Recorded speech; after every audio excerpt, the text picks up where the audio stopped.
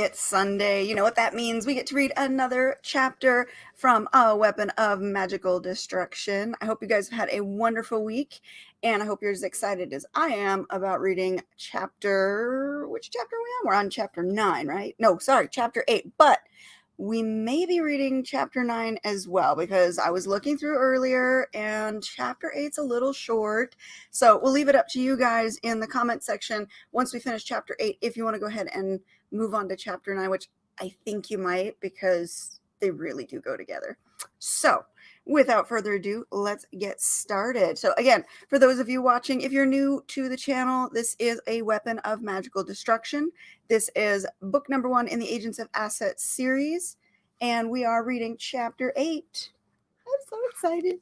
One of my favorite characters. I keep saying it every week, but really, these intro chapters where I get to introduce you to the characters that I really love and the ones that are going to play such huge parts in the whole series. I love being able to do this. So anyways, got my little bookmark here for my son, which I'm still using because it's awesome that he drew it for me. All right, here we go. Chapter number 8. So if you do remember from last week, there was a strange guy hitting on Sage, and she kind of got the weirdo vibes and needed to get the hell out of there. So moving on. The walk to her apartment gave Sage time to breathe and relax. Being hit on was a compliment and a boost to her ego that she needed after the downward spiral of her previous week. But that guy had something else about him. Like every sense in her body had gone on red alert. She'd dated bad boys before. I mean, who hadn't? They were exciting and thrilling, right up to the point where they broke her heart. But no one she'd ever dated had set off her internal alarm system like that guy had. Even now, the vision of those gorgeous blue eyes haunted her. Even with every part of her screaming no, she'd been that close to saying yes. How stupid would that have been? Especially with Matt working tonight. Invite a stranger to her home while she changed? Idiocy like that could have landed her on the evening news as a statistic. Another Las Vegas murder victim. But she'd had the sense to walk away. Achievement unlocked. If this had been a game night, she'd have earned herself a badge of honor.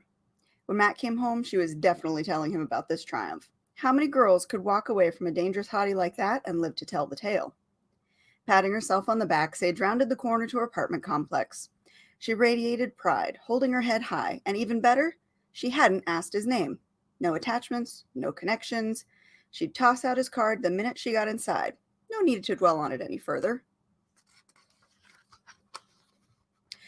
Though she had given him her number. Damn. Well, she didn't have to answer the phone to an unknown caller, so not a complete loss. Men were a distraction that she didn't need at that moment. She had Matt in her life, and his awesome boyfriend Josh. Between the two of them, there was plenty of testosterone to go around. She unlocked the after-hours security gate to her apartment complex and took the short path to her building. Kids were swimming in the communal pool, laughing and splashing each other. Some of her neighbors were taking their evening strolls now that the brutal heat of the day had cooled. For the first For the first time in all the long day, she could take a deep cleansing breath. Everything was as it should be. Sage Cynwrig? A man stepped out of the shadows of her tiny front porch, his face partially hidden from the lamps. He stood at least a head taller than Sage, making her crane her neck to try and get a better look at him. What little she could see was not a face she recognized, but then how the hell did he know her name? Even worse, how did he know this was her apartment? Her heart kicked into overdrive, and she scanned around to see if there might be some more men hiding in the shadows. Damn it, she screamed in her head. Because of course this night had to end with more oddities. Who's asking? She scrutinized what little she could see of him. The path lights were on, but he was standing just out of their glow. For a moment, she worried that the guy from the bar had followed her somehow, but this man was entirely different. With a black fedora cloaking some of his head and a leather duster over a dark shirt and black pants, he was camouflaged within the shadows. The only light resided in his eyes, pale turquoise, that had a hint of familiarity that she couldn't quite put a finger on. With a growl of frustration, she met his eyes with an annoyed glare, balling up her fists ready to fight like Devon had been training her to do. "Are you Sage Cynwrig?"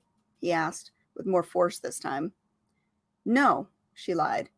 And this is private property. If you don't leave the premises, I'll call security. He reached out faster than she could react and took hold of her left hand, flipping it over to reveal her birthmark. Her instincts kicked in, and she twisted her wrist, breaking his flimsy hold, and rounded on him, sending her fist flying at his face. Quick as she was, he was faster, and he blocked her strike with ease. We need to talk. He stepped into the light and held his arm up in surrender. She'd been ready to hit him again, but caught sight of his wrist. He had the same birthmark. Her eyes lit with as much shock as many before when they had first looked on her deformity. She believed that only she and her mother shared this special marking, but now she knew that to be a lie. And suddenly the turquoise eyes made sense too. Was he family? Some distant relation she'd never been told of? He not only shared the same eye color as her mother, but also the same deformity. All the way down to the crown of leaves above what appeared to be a tree shaped out of broken veins. I'm not here to fight with you. He lowered his hand slowly and spoke in a whisper that forced her to pay attention to hear him. I'm here to help. I don't need any help. She relaxed her fighting stance. The alarms that had gone off at the bar when she dealt with those other gorgeous blue eyes were silent now in the presence of this equally dangerous-looking guy. What the hell was going on? Her instincts should have been telling her to run. She should be screaming for help or calling the police. Normal people didn't skulk in the shadows. But standing in front of this guy who clearly, who clearly wanted to look like a dangerous badass, of course he'd have to lose the fedora if he hoped to achieve that, she felt only curiosity. You might not think you need help just yet, but you do, he replied. Can we go inside and talk? I can explain. We can talk out here. She crossed her arms in front of her. No, we can't. Too many ears listening. He nodded upwards, and Sage turned to look in the direction he'd indicated and saw someone drawing curtains shut in a second-story apartment. You and I share the same symbol. Aren't you the least bit curious what it means? Sage opened her mouth to say yes, but the word refused to come.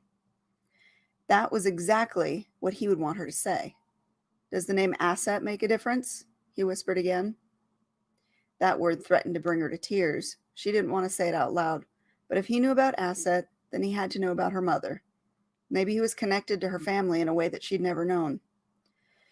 Fine, she groaned, hoping that she wasn't about to make the stupidest of all mistakes by allowing him inside.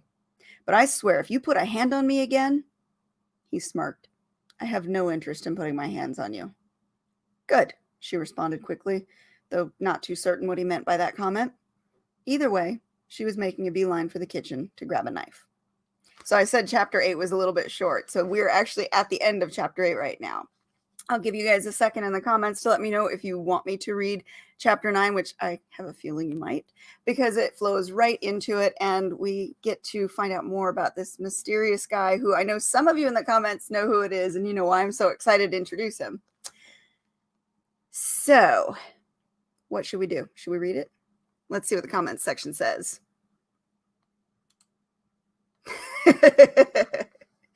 Regine says, read more. Yep.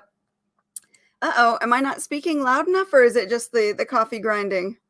I hope I'm speaking loud enough. When I loaded up today to get everything set up, my microphone was reading very oddly. Like it wasn't picking up half of what I was saying. So I played with a few things, tweaked a few things, and I'm hopefully able to be loud enough for you guys. What is this? The first one is from Rebecca. Oh, more. Okay. Yep, I will. Thank you, Regine. And thank you, Rebecca, for listening. All right, so moving on then, right into chapter 9. Really? A knife? The stranger sounded amused rather than frightened by her hasty attempt to arm herself, but that didn't stop. I'd been doing so good, now I'm already flubbing. Let's try that again. Really? A knife? The stranger sounded amused rather than frightened by her hasty attempt to arm herself, but that didn't stop Sage from gripping her weapon tightly. She'd already felt stupid for letting him in the house, but he shared the same mark as she and her mother, and someone who had been plagued by questions her whole life about the deformity, questions she never had any answers to. Curiosity won over common sense. There's a strange guy in my kitchen who appeared out of the shadows and demanded to be let inside my house. If I had a gun, I'd have grabbed that. And yet you just revealed to the stranger that you're weaponless. Not exactly the brightest bulb, are you? Annoyed by his mocking tone, Sage clutched the knife tighter. If you're just going to insult me, then get the hell out. You gonna make me? His eyes narrowed on her face in a taunting glare. How dare he force his way into her home and insult her, acting as if she were just some idiot woman. She twisted the knife in her hand, one snarky comment away from sheathing it between his ribs. You want to test me? Okay, truce. He held up his hands in surrender. Can we just relax for a moment and talk? Go ahead. Say what you need to say. She stood firm, one hand on her hip and the other keeping the knife ready. He walked to the kitchen table and took a seat before removing his hat. Underneath the dark fedora was a mess of dirty blonde waves that fell loosely around his head. Under better circumstances, she might have thought him cute. There wasn't a woman alive who didn't secretly harbor a thing for bad boys, and he had the look for sure. But she waited in silence for him to finish making himself at home. But as she waited in silence for him to finish making himself at home, his level of attractiveness faded. Any time now. Sage tapped an impatient foot. You might want to sit down for this. He pointed to the chair opposite him. I'll stand. You talk. Fine, he sighed. Your markings, they've come alive recently? English, please, she said with mounting annoyance. The tree-shaped branding on your wrist. It's begun to change, yes? Oh, you mean the spots? Instinctively, her eyes lowered to her birthmark. I'm having it checked out by a doctor. What of it? A doctor won't be able to tell you anything, he scoffed. She'd already come to that realization, but short of any options, she still held out some hope. That's why I'm here, Sage. Your mother just died recently, right? Clearly, compassion wasn't his strong suit. He might not have known Miranda, but to speak so bluntly about the recently deceased added insult to the injuries she'd yet to recover from. Sage gritted her teeth, biting back the pain that followed from the mere mention of her mother. Fine, don't answer. I don't need to hear you confirm it. Your wrist bears the mark, that's all I need to know. How much do you know about me? Her knuckles began to turn white from the pressure of her clenched hand around the knife's handle.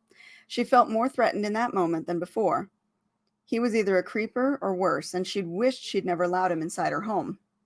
As tense as she was, he looked equally uncomfortable, but not because she was holding a weapon in her hand. His unease appeared to have more to do with the conversation than the threat to his life. You're Tara, and so was your mother. Not what she had expected him to say at all, though she hadn't really had any idea what he might say. Calling her names was about as far out in left field as he could have gone. What the hell is a Tara anyway? Yeah, you're gonna have to start making some serious sense soon. He lifted a hand and pinched the bridge of his nose at the same time, letting out a sigh that registered as pure annoyance. You're special, Sage. Part of an ancient race of people as old as time itself. Okay, who put you up to this? Was it Matt? She laughed nervously and looked around for her roommate to jump out and surprise her. This was exactly the kind of comic book insanity he might come up with to cheer her up. Wait, no, keep going. Am I blessed with some kind of supernatural ability? She might have been smiling, but he looked as if she'd just insulted him.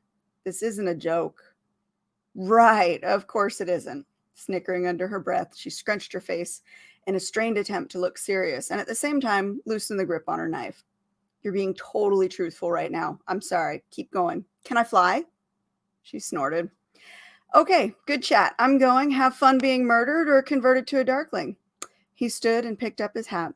He played the part so well. Even the anger. Matt had probably gone through a lot of trouble to get him to do it. The least she could do was play along. Sage cleared her throat. Hold on. What is it you're trying to tell me? Are you going to take me seriously or continue with this Fantasyland bullshit? He asked. What is Lord of the Shire for 500, Alex? Sage fought to hide her laughing, knowing that he'd leave and Matt would be disappointed that the prank had failed miserably. I'm listening. Matt is so going to pay for this. She wondered if he had a hidden camera set up to catch her reaction. He held up his wrist, showing the same tree-like markings. They'd gone to great lengths to put this little act together, so she did her part to make a good show of inspecting his markings and comparing them to her own. They'd gotten the tree bit pretty close, but the ring around his was much more defined.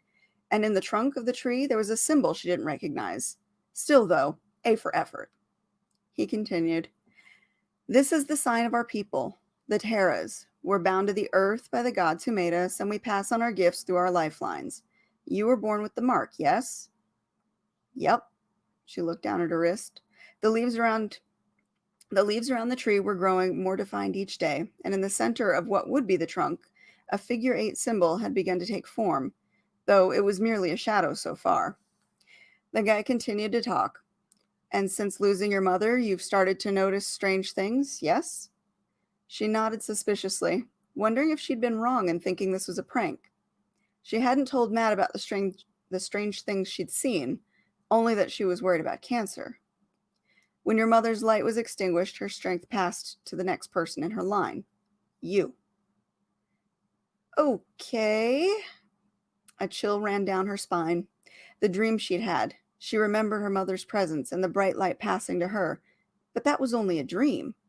Sage set the knife on the table and took the seat she'd originally rejected. "So, what exactly does that mean?" "Our people were created by the gods to maintain balance. Humans are but one of many creatures of the gods. Humans are but one of the many creations of the gods inhabiting the earth." "Hold on.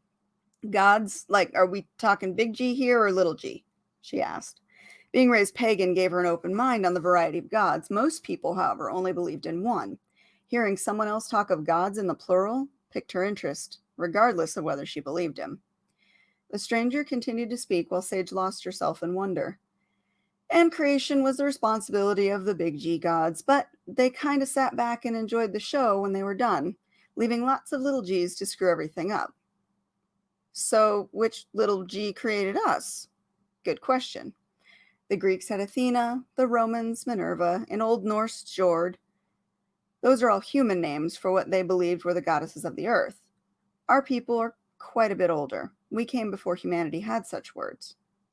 "So does that mean our people worship some god that we can't pronounce?" Sage tried hard to stifle her giggling. The way he spoke about the gods sounded suspiciously like mythology from her Dragon Raiders game. "Pray to whoever you like. The gods aren't here to solve any of our problems," he shot back at her with a cynicism that hinted at his own disbelief.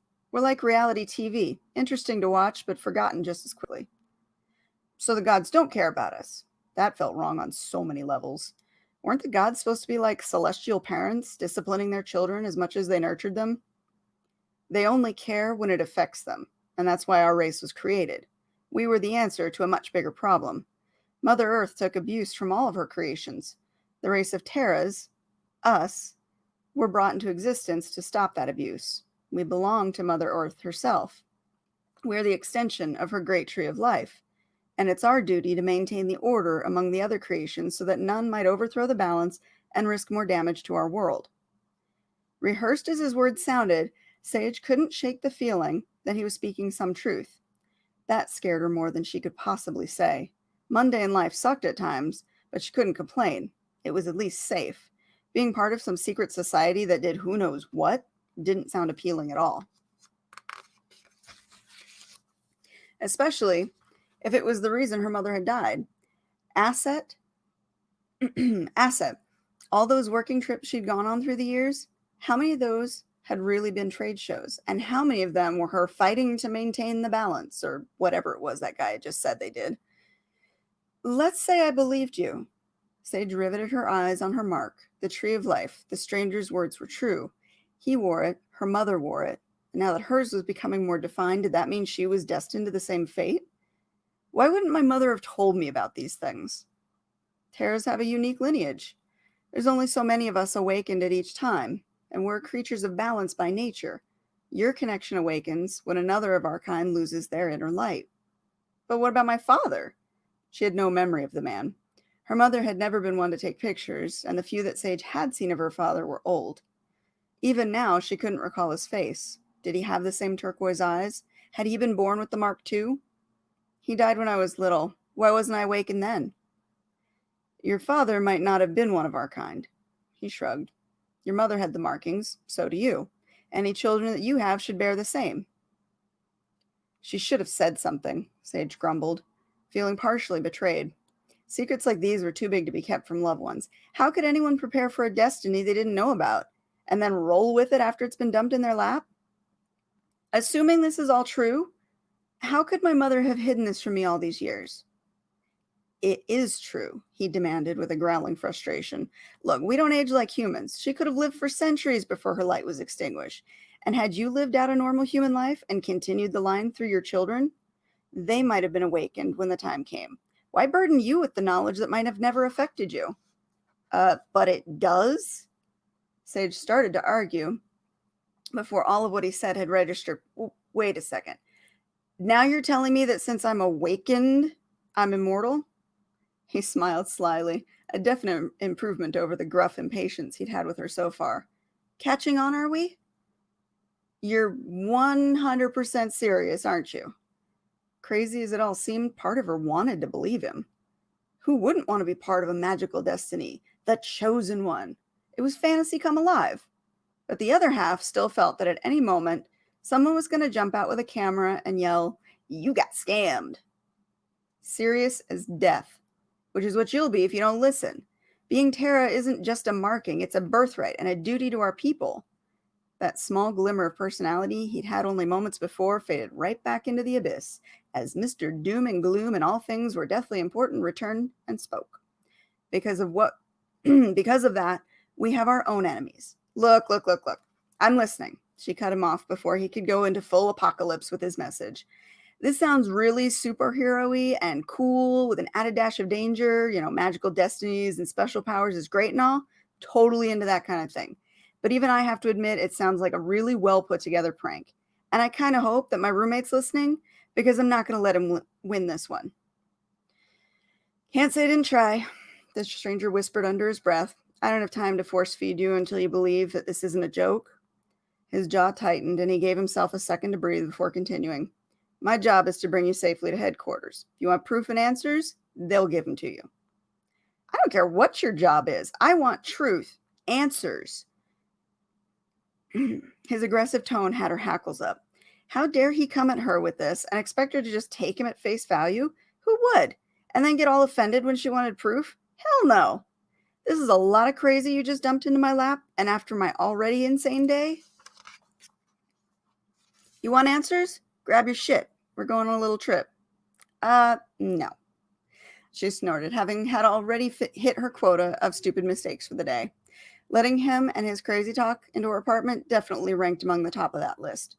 This is not happening. Convincing as you are, I'm not following some strange man whose name I don't even know to some base for mythical people.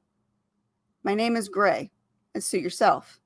He slicked back his hair, put his fedora back on. I'll let my superiors know you declined and be on my way. You're not my only job tonight. Without another word, he left Sage to ponder the utter lunacy of her day. Truth and fantasy blurred into another until she couldn't decide what was real. So much of what he'd said made sense, and A.S.S.E.T was a company that dealt with secrets. Could that have been why Mark was always so eager to have her work for them? There we go. So that's it. That is chapter 9. And you guys got to meet Gray. I love Gray. And I always love Gray and Sage for their interactions with each other because they are one of my favorite argumentative pairings. So what did you guys think about the reading this week? Did I do as many author flubs as before? Normally I have at least, 10 to 15 flubs per chapter read. Chapter 8 was flawless. Yay! Wait, what? I now know your weakness. What? What's my weakness? I finished and I'm able to log in now. Hi, Rebecca. Did you enjoy the show this week? 3rd flub. Oh, good. I do have a flub count this week. Good. We have to know how many times I mess up as we're going. A total of 4 that I counted in 9. Yeah, see, 9 for some reason, whatever it was, I broke the zone that I was in with chapter 8. And chapter 9 got a little flubby, but that's okay. It's okay. I still think it was good. And it's one of my favorites. I love the banter between them. I love Sage's not believing what she's being told and thinking it's a prank that her roommate Matt would very well definitely do to her. So she's